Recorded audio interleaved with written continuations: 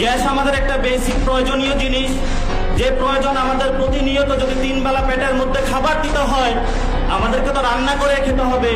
আমরা কোনো বনের পশু, বনের সিংহ নয় যে কাঁচা মাংস আমরা ভক্ষণ করব।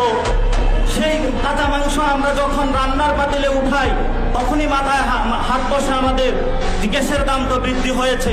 সরকার প্রতিনিয়ত গ্যাসের দাম বৃদ্ধি করছে এবং জনগণকে যে ট্যাক্সের টাকা, সেই ট্যাক্সের কোনো মূল্য বৃদ্ধির মধ্যে অনুধাবনমূলক কোনো প্রয়োজনীয় পদক্ষেপ না নিয়ে একের পর এক বৃদ্ধি করে যাচ্ছে।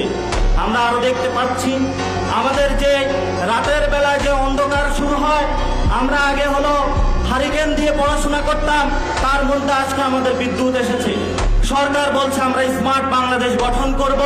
সেই স্মার্ট বাংলাদেশের তারা কর্মসূচি নিয়ে এসেছিল, আমরা উন্নয়ন করব।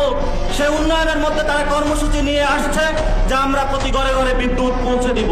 কিন্তু বিদ্যুৎ পৌঁছে দেওয়ার নামে লুটপাটের যে ষড়যন্ত্র শুরু হয়েছে, আমরা চাচ্ছি সে ষড়যন্ত্র বন্ধ হোক। জনগণের ট্যাক্সের টাকায় সরকার এসি রুমে বসে বসে যেভাবে বিদ্যুতের দাম বাড়াচ্ছে, আমরা তার বিরুদ্ধে তীব্র প্রতিবাদ ঘোষণা করছি।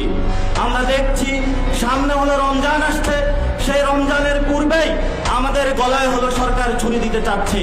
আমাদেরকে বলছে যে ডলার সংকট হচ্ছে, পৃথিবীতে যুদ্ধ চলছে, আমরা তো এই দেশের মধ্যে বেঁচে থাকতে হবে।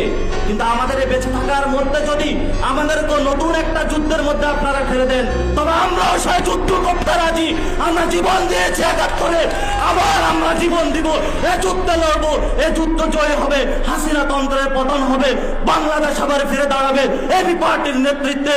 এবি পার্টি জিন্দাবাদ, আমার বাংলাদেশ জিন্দাবাদ। ধন্যবাদ সকলকে। আসসালামু আলাইকুম।